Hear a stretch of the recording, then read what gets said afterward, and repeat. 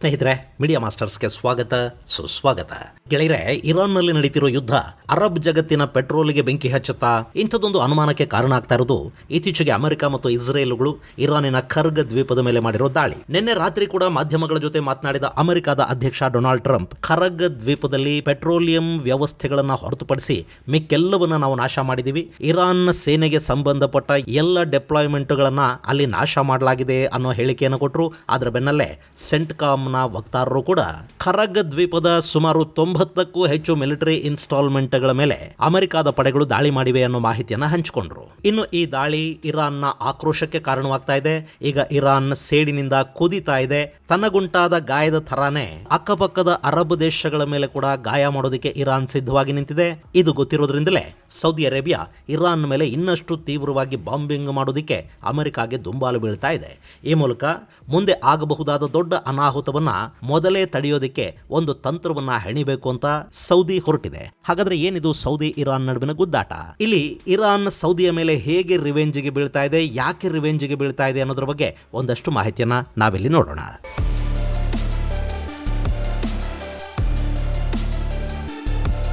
ಗೆಳೆಯರೆ, ಇರಾನ್ ಮೇಲೆ ನಡೀತಿರೋ ಯುದ್ಧ ಇಡೀ ಮಧ್ಯಪ್ರಾಚ್ಯವನ್ನ ಆಹುತಿ ತಗೊಂಡು ಬಿಡುತ್ತಾ ಅನ್ನೋ ಅನುಮಾನ ಇಲ್ಲಿ ಕಾಡದೇ ಇರುವುದಿಲ್ಲ. ಇಲ್ಲಿವರೆಗೆ ಮುಸ್ಲಿಂ ಜಗತ್ತಲ್ಲಿ ನಡೀತಿದ್ದ ಶೀತಲ ಸಮರ ಈಗ ಬಹಿರಂಗ ಆಗಿದೆ. ಇರಾನ್ ವಿರುದ್ಧ ಅರಬಲ್ಲಿರೋ ಸುನ್ನಿ ದೇಶಗಳು ಒಟ್ಟಾಗಿ ಹೋರಾಟವನ್ನ ಆರಂಭ ಮಾಡಿವೆ. ಈ ಹೋರಾಟದ ಹಿಂದೆ ಬಲವಾಗಿ ನಿಂತಿರೋದು ಸೌದಿ ಅರೇಬಿಯಾ. ಇಲ್ಲಿ ಸೌದಿ ಅರೇಬಿಯಾ ಅಮೆರಿಕಾಗೆ ದೊಡ್ಡ ಮನವಿಯೊಂದನ್ನು ಮಾಡಿಕೊಂಡಿದೆ. ಇರಾನ್ ವಿರುದ್ಧ ದಾಳಿಯನ್ನ ಆದಷ್ಟು ತೀವ್ರಗೊಳಿಸಿ ಶೀಘ್ರವಾಗಿ ಸ್ಟ್ರೈಟ್ ಆಫ್ ಹಾರ್ಮೋಸ್ ಅನ್ನು ಬಿಡಿಸಿ ಅನ್ನೋ ಬೇಡಿಕೆ ಅದು. ಅದನ್ನೇ ಸರ್ಪದ ತಲೆ ಕಡಿದು ಬಿಡಿ ಅನ್ನೋ ಹೆಡ್ಲೈನ್ಗಳನ್ನು ಕೊಟ್ಟು ಸಾಕಷ್ಟು ಮಾಧ್ಯಮಗಳು ವರದಿ ಮಾಡ್ತಾ ಇವೆ. ಇಲ್ಲಿ ಬೇಡಿಕೆಯ ಹಿಂದೆ ಮಹತ್ತರವಾದ ಕಾರಣಗಳು ಇವೆ. ಆ ಕಾರಣಗಳೇನು ಅನ್ನೋದನ್ನ ನೋಡೋದಕ್ಕೂ ಮೊದಲು ಈ ಸಂಘರ್ಷದ ಒಂದಷ್ಟು ಮಹತ್ವದ ಬೆಳವಣಿಗೆಗಳನ್ನು ನಾವಿಲ್ಲಿ ನೋಡ್ಬಿಡೋಣ.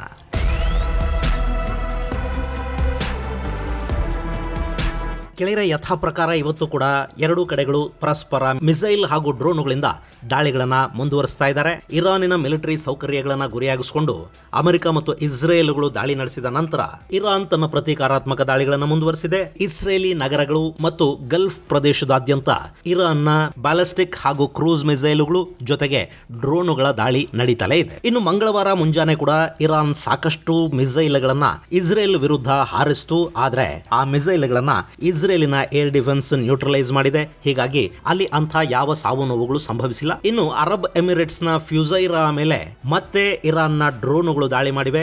ಅಲ್ಲಿ ಮತ್ತೆ ಬೆಂಕಿ ಕಾಣಿಸಿಕೊಂಡಿದೆ. ಇನ್ನು ಬಾಗ್ದಾದ್ನ ಜದೀರಿಯಾದಲ್ಲಿನ ಪಾಪ್ಯುಲರ್ ಮೊಬಿಲೈಸೇಷನ್ ಫೋರ್ಸ್ ನ ಪ್ರಧಾನ ಕಚೇರಿಯನ್ನ ಗುರಿಯಾಗಿಸಿಕೊಂಡು ಮತ್ತೊಂದಷ್ಟು ವೈಮಾನಿಕ ದಾಳಿಗಳು ನಡೆದಿವೆ. ಅಲ್ಲಿ 2 ಪ್ರಬಲ ಸ್ಫೋಟಗಳು ಕೇಳಿಬಂದಿದ್ದು ಹಲವು ಸಾವು ನೋವುಗಳು ಸಂಭವಿಸಿವೆ ಅಂತ ಅಲ್ ಜಜೀರಾ ವರದಿ ಮಾಡಿದೆ. ಹಾಗೆ ಬಾಗ್ದಾದ್ನ ಅಮೆರಿಕ ರಾಯಭಾರ ಕಚೇರಿ ಮೇಲೆ ಇರಾನ್ ಬೆಂಬಲಿತ ಗುಂಪುಗಳು ಡ್ರೋನ್ ದಾಳಿಗಳನ್ನ ನಡೆಸಿರೋ ವರದಿಗಳು ಕೂಡ ಬಂದಿವೆ.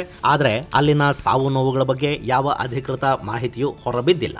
ಇನ್ನು ಉತ್ತರ ತೆಹರಾನ್ನಲ್ಲಿನ ಸಾದಾಬಾದ್ ಅರಮನೆ ಸಂಕೀರ್ಣದ ಬಳಿ ಹಲವಾರು ದೊಡ್ಡ ಸ್ಫೋಟದ ಸದ್ದುಗಳು ಕೇಳಿ ಬಂದಿವೆ ಅಂತ ಅಲ್ ಜಜೀರಾ ವರದಿ ಹೇಳ್ತಾ ಇದೆ. ಹಾಗೆ ಮಂಗಳವಾರ ಬೆಳಗಿನ ಜಾವ ಸೆಂಟ್ರಲ್ ತೆಹರಾನ್ನಲ್ಲಿ ಪ್ರಮುಖ ದಾಳಿ ನಡೆದ ನಂತರ ಖರಾಜ್, ಶಹರಿಯಾರ್ ಮತ್ತು ಶಿರಾಜ್ಗೆ ಹೋಗುವ ಪ್ರದೇಶಗಳನ್ನು ಗುರಿಯಾಗಿಸಿಕೊಂಡು ಒಂದಷ್ಟು ವೈಮಾನಿಕ ದಾಳಿಗಳು ನಡೆದವು ಅಂತ ಕೂಡ ಅಲ್ ಜಜೀರಾ ವರದಿ ಹೇಳ್ತಾ ಇದೆ. ಹಾಗೆ ಇರಾನ್ನ IRGC ಕೂಡ ಇಸ್ರೇಲ್ ವಿರುದ್ಧ ತನ್ನ 57ನೇ ಅಲೆಯ ದಾಳಿಗಳನ್ನು ಮಾಡಿರುವುದಾಗಿ ಘೋಷಿಸಿತು.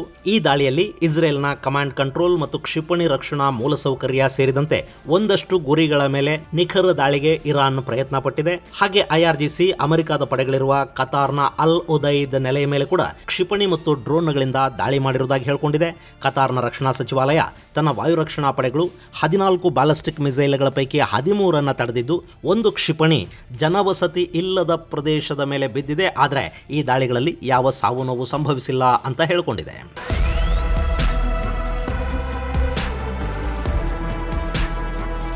ಇನ್ನು ಇಸ್ರೇಲ್ ಇಲ್ಲಿ ಇರಾನ್ ವಿರುದ್ಧ ಮಾಡ್ತಾ ಇರೋ ದಾಳಿಗಳನ್ನ ಲೆಬನಾನ್ಗೆ ಕೂಡ ವಿಸ್ತರಿಸಿದೆ. ಲೆಬನಾನ್ನಲ್ಲಿನ ಕ್ವಾಂತಾರಾ, ಸವಾನಾ, ಬುರ್ಸ್ ಕೊಲಾವಿಯಾ, ಸುಲ್ತಾನಿಯೆ ಹಾಗೂ ಶಕ್ರಾದಲ್ಲಿ ಇಸ್ರೇಲ್ ಬಾಂಬಿಂಗ್ ಅನ್ನು ಮಾಡಿದೆ. ಈ ಮೂಲಕ ಇರಾನ್ ಹಾಗೂ ಅದರ ಪ್ರಾಕ್ಸಿಗಳು ಎರಡರ ಮೇಲೂ ಕೂಡ ಇಸ್ರೇಲ್ ಒಟ್ಟೊಟ್ಟಿಗೆ ದಾಳಿಗಳನ್ನು ಮಾಡ್ತಾ ಹೋಗ್ತಾ ಇದೆ. ಇನ್ನು ಇರಾನ್ ವಿಶೇಷವಾಗಿ UAEಯ ತೈಲ ಸೌಲಭ್ಯಗಳನ್ನ ಗುರಿಯಾಗಿಸಿಕೊಂಡು ದಾಳಿಗಳನ್ನ ಮುಂದುವರಿಸ್ತಾ ಇದೆ. ಅದರಲ್ಲೂ ಫ್ಯೂಸೈರಾ ವಿಪರೀತ ಪ್ರಮಾಣದಲ್ಲಿ ಇರಾನಿನ ದಾಳಿಗೆ ಗುರಿಯಾಗ್ತಾ ಇದೆ.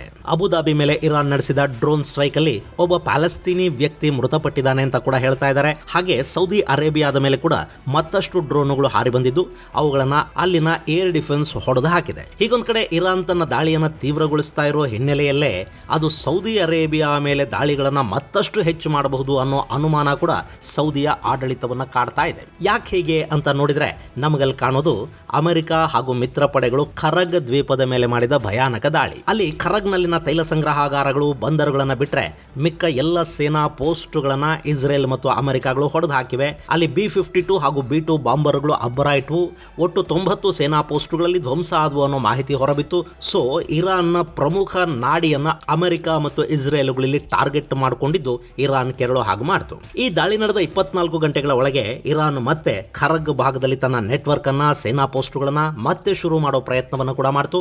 ಇದು ಆ ದ್ವೀಪಗಳು ಇರಾನ್ಗೆ ಎಷ್ಟು ಮುಖ್ಯ ಅನ್ನೋದನ್ನ ಜಗತ್ತಿಗೆ ತೋರಿಸ್ತಾ ಇದ್ವು. ಇಲ್ಲಿ ಖರಗ್ ದ್ವೀಪದ ಮೇಲೆ ದಾಳಿ ಮಾಡಿದ್ರೆ ನಾವು ಸೌದಿ ಅರೇಬಿಯಾದ ರಾಸ್ ತನುರಾ ಆಯಿಲ್ ರಿಫೈನರಿನ ಹೊಡೆದು ಹಾಕ್ತೀವಿ ಅಂತ ಇರಾನ್ ಕಳೆದ ವರ್ಷನೇ ಅಬ್ಬರಿಸಿತ್ತು.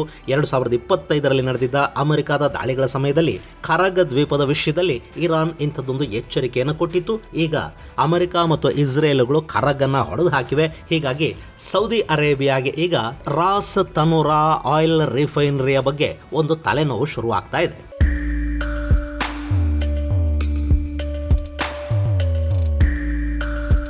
ಗೆಳೆಯರೆ, ಇರಾನ್ಗೆ ಖರಗ್ ದ್ವೀಪ ಹೇಗೆ ಮುಖ್ಯನೋ ಅದೇ ತರ ಸೌದಿ ಅರೇಬಿಯಾಗೆ ರಾಸ್ ತನುರಾ ರಿಫೈನರಿ ಕೂಡ ಅಷ್ಟೇ ಮುಖ್ಯ ಅನ್ನಿಸ್ಕೊಳ್ಳುತ್ತೆ. ಈ ರಾಸ್ ತನುರಾನ ಸೌದಿಯ ಸರ್ಕಾರಿ ಸ್ವಾಮ್ಯದ ಕಂಪನಿ ಅರಾಮ್ಕೋ ನಿರ್ವಹಿಸ್ತಾ ಇದೆ. ಇಲ್ಲಿ ಪ್ರತಿನಿತ್ಯ 5,50,000 ಬ್ಯಾರಲ್ನಷ್ಟು ತೈಲವನ್ನ ರಿಫೈನ್ ಮಾಡ್ತಾರೆ. ಈ ರಾಸ್ ತನುರಾ 1930ರಿಂದಲೂ ಕೂಡ ಸೌದಿ ಅರೇಬಿಯಾ ಪಾಲಿಗೆ ಅತ್ಯಂತ ಮಹತ್ವದ ಆಯಿಲ್ ವೆಲ್ ಅಂತ ಅನ್ನಿಸ್ಕೊಳ್ತಾ ಇದೆ. 1938ರಲ್ಲಿ ದಮಮ್ನಲ್ಲಿ 7ನೇ ನಂಬರ್ ಆಯಿಲ್ ವೆಲ್ ಅನ್ನ ಕೊರೆಯಲಾಯಿತು. ಅದನ್ನು ಕೊರೆದಿದ್ದು ಅರೇಬಿಯಾ ಅಮೆರಿಕನ್ ಆಯಿಲ್ ಕಂಪನಿ. ಅದು ಸೌದಿ ಅರೇಬಿಯಾದಲ್ಲಿ ಸಿಕ್ಕ ಬಹುದೊಡ್ಡ ತೈಲ ನಿಕ್ಷೇಪ ಅನ್ನಿಸ್ಕೊಳ್ತು.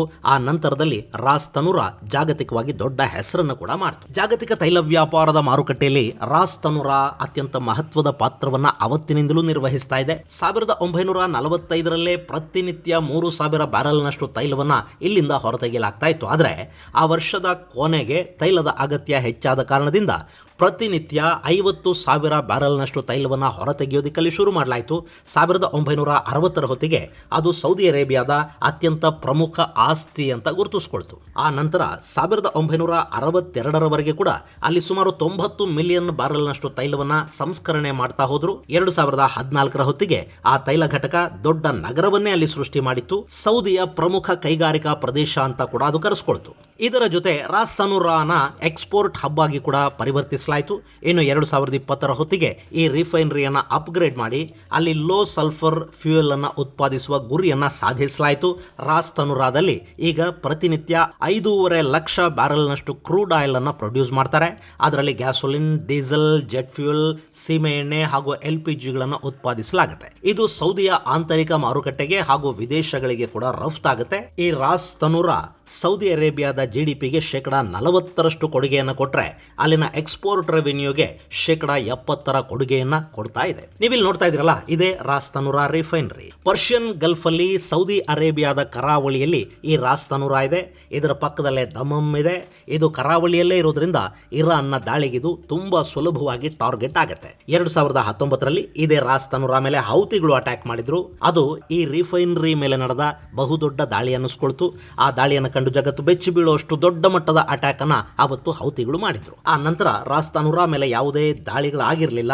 ಆದರೆ ಈಗ ಈ ರಿಫೈನರಿ ಅಂಥದ್ದೊಂದು ಥ್ರೆಟ್ ಅನ್ನ ಮತ್ತೆ ಎದುರಿಸುವ ಸಂದರ್ಭ ಬರ್ತಾ ಇದೆ. ಗೆಳೆಯರೆ, ರಾಸ್ ತನುರಾದ ಪ್ರಾಮುಖ್ಯತೆಯನ್ನ ಅರಿತಿರುವ ಅಮೆರಿಕ ಇಲ್ಲಿ ದೊಡ್ಡ ಮಟ್ಟದಲ್ಲಿ ರಕ್ಷಣಾ ವ್ಯವಸ್ಥೆಯನ್ನು ಮಾಡಿದೆ. ಇಷ್ಟಾದರೂ ಕೂಡ ಇರಾನ್ನ IRGCಗೆ ಇದು ಸುಲಭದ ತುತ್ತೆ ಆಗುತ್ತೆ. ಪರ್ಷಿಯನ್ ಗಲ್ಫ್ನ ಇರಾನ್ ಕರಾವಳಿ ತೀರದಿಂದ ಡ್ರೋನ್ ಹಾಗೂ ಮಿಸೈಲ್ಗಳನ್ನು ಹಾರಿಸಿದ್ರೆ ಕೂಡ ಈ ರಿಫೈನರಿ ಸುಲಭವಾಗಿ ದಾಳಿಗೀಡಾಗುತ್ತೆ. ಆ ಭಯದ ಕಾರಣದಿಂದಲೇ ಸೌದಿ ಅರೇಬಿಯಾ ಈಗ ಅಮೆರಿಕದ ಹಿಂದೆ ಬಿದ್ದಿದೆ. ನೀವು ಏನು ಬೇಕಾದರೂ ಮಾಡಿ, ಆದರೆ ಇರಾನ್ನ ಶಕ್ತಿಯನ್ನು ಮುಗಿಸ್ಬಿಡಿ ಅಂತ ಮೊಹಮ್ಮದ್ ಬಿನ್ ಸಲ್ಮಾನ್ ಕೇಳಿಕೊಂಡಿದ್ದಾರೆ ಅನ್ನೋ ವರದಿಗಳು ಬರ್ತಾ ಇವೆ. ವಿಚಿತ್ರ ಏನು ಗೊತ್ತಾ, ಈ ಹಿಂದೆ ಅಂದರೆ 2015ರಲ್ಲೇ ಸೌದಿ ಅರೇಬಿಯಾದ ಆವತ್ತಿನ ರಾಜ ಅಬ್ದುಲ್ಲಾ ಇರಾನ್ನ ತಲೆಯನ್ನು ಕಡಿದು ಬಿಡಿ ಅನ್ನೋ ಸಂದೇಶವನ್ನು ಅಮೆರಿಕಾಗೆ ಕೊಟ್ಟಿದ್ರು ಅನ್ನೋ ಮಾಹಿತಿ ಈಗ ಹೊರಬೀಳ್ತಾ ಇದೆ. ಈಗ ಅದೇ ಮಾತನ್ನ ಯುವರಾಜ ಮೊಹಮ್ಮದ್ ಬಿನ್ ಸಲ್ಮಾನ್ ಹೇಳ್ತಾ ಇದ್ದಾರೆ. ಇದು ಸೌದಿ ಅರೇಬಿಯಾ ಹಾಗೂ ಇರಾನ್ ನಡುವಿನ ಸಂಘರ್ಷವನ್ನು ಮತ್ತಷ್ಟು ಹೆಚ್ಚು ಮಾಡುತ್ತೆ ಅನ್ನೋದು ರಕ್ಷಣಾ ತಜ್ಞರ ಅಭಿಮತ.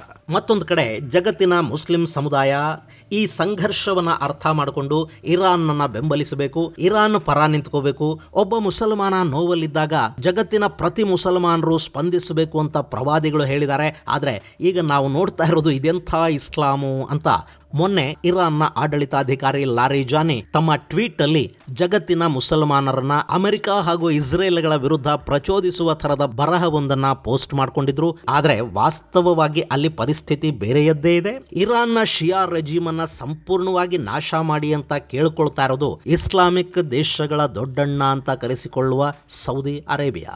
ಇಲ್ಲಿ ಅರಬ್ ಹಾಗೂ ಇರಾನ್ ನಡುವೆ ನಡೀತಿರೋದು ಶಿಯಾ ಹಾಗೂ ಸುನ್ನಿಗಳ ನಡುವಿನ ಸಂಘರ್ಷವೂ ಹೌದು, ಆರ್ಥಿಕ ಪ್ರಾಬಲ್ಯಕ್ಕಾಗಿ ಮತ್ತು ಅಸ್ತಿತ್ವಕ್ಕಾಗಿ ನಡೀತಿರೋ ಹೋರಾಟವೂ ಹೌದು. ಇಲ್ಲಿ ಪರಸ್ಪರರ ತೈಲ ಘಟಕಗಳು, ಆದಾಯದ ಮೂಲಗಳ ಮೇಲೆ ಕೂಡ ದಾಳಿಗಳು ಶುರುವಾಗಿವೆ. ಹೀಗಾಗಿ ಇರಾನ್ ನಲ್ಲಿನ ರೆಜಿಮ್ ಅನ್ನ ಸಂಪೂರ್ಣವಾಗಿ ಮುಗಿಸಿಬಿಡಿ, ಅಲ್ಲಿ ನಮಗೆ ಅನುಕೂಲ ಆಗೋ ತರದ ಇನ್ನೊಂದು ಸರ್ಕಾರವನ್ನ ಸ್ಥಾಪನೆ ಮಾಡಿ ಈ ಯುದ್ಧದಲ್ಲಿ ಇರಾನ್ನ ಶಕ್ತಿಯನ್ನ ಮುಗಿಸ್ಬಿಡಿ ಅಂತ ಸೌದಿ ಅರೇಬಿಯಾ ಅಮೆರಿಕಾನ ಕೇಳ್ತಾ ಇದೆ ಅಂತ ಒಂದಷ್ಟು ವರದಿಗಳು ಹೇಳ್ತಾ ಇವೆ. ಗೆಳೆಯರೆ, ಸೌದಿ ಕಟ್ಟರ್ವಾದದಿಂದ ಮಾಡರೇಟ್ ಆಗೋದ್ರ ಕಡೆಗೆ ಹೆಜ್ಜೆ ಇಡ್ತಾ ಇದೆ. ಇಂಥ ಹೊತ್ತಲ್ಲಿ ಇರಾನ್ ಅನ್ನೋದು ಅದಕ್ಕೆ ದೊಡ್ಡ ಥ್ರೆಟ್ ಆಗಿ ಕಾಣಿಸ್ಕೊಳ್ಳುತ್ತೆ. ಹೇಗೂ ಅಮೆರಿಕ ಮತ್ತು ಇಸ್ರೇಲ್ಗಳೀಗ ಇರಾನ್ ಮೇಲೆ ಬಿದ್ದಿವೆ. ಇದೇ ಸಂದರ್ಭವನ್ನು ಬಳಸಿಕೊಂಡು ಇರಾನ್ ಅನ್ನು ಮಣಿಸಿ ಅಲ್ಲಿ ಕೂಡ ರಾಜಾಡಳಿತವನ್ನು ತಂದು ಬಿಟ್ರೆ ಅಥವಾ ಅಲ್ಲೊಂದು ಪ್ರಜಾಪ್ರಭುತ್ವವನ್ನು ಕೂಡಿಸಿದ್ರೆ ತಮಗೆ ಮುಂದೆ ಯಾವ ಸಮಸ್ಯೆಯೂ ಇರೋದಿಲ್ಲ ಅನ್ನೋದು ಸೌದಿ ಸೇರಿದ ಹಾಗೆ ಅರಬ್ ದೇಶಗಳ ಅಭಿಪ್ರಾಯ. ಹೀಗಾಗಿ ಸೌದಿ ಅರೇಬಿಯಾ ಈ ರೀತಿಯ ವಿಶೇಷ ಬೇಡಿಕೆಯನ್ನ ಅಮೆರಿಕದ ಮುಂದಿಟ್ಟಿದೆ ಅಂತ ಹೇಳ್ತಾ ಇದ್ದಾರೆ. ಇನ್ನು ಇಲ್ಲಿ ಇಸ್ರೇಲ್ ಮತ್ತು ಅಮೆರಿಕಾಗಳಿಗೂ ಅದೇ ಬೇಕಾಗಿದೆ. ಹೀಗಾಗಿ ಈ ಸಂಘರ್ಷ ಎಲ್ಲಿಯವರೆಗೆ ಹೋಗುತ್ತೆ, ಇದರ ಅಂತಿಮ ಪರಿಣಾಮಗಳು ಹೇಗಿರುತ್ತವೆ ಅನ್ನೋದನ್ನ ನಾವು ಕಾದು ನೋಡಬೇಕು. ಇದು ಗೆಳೆಯರೆ ರಾಸ್ ತನುರಾ ಕುರಿತಾದ ಒಂದಷ್ಟು ಮಾಹಿತಿ. ಮುಂದಿನ ಸಂಚಿಕೆಯಲ್ಲಿ ಮತ್ತಷ್ಟು ವಿಶೇಷಗಳ ಜೊತೆ ಮತ್ತೆ ಭೇಟಿಯಾಗೋಣ. ಅಲ್ಲಿವರೆಗೆ ಜೈ ಹಿಂದ್, ಜೈ ಕರ್ನಾಟಕ.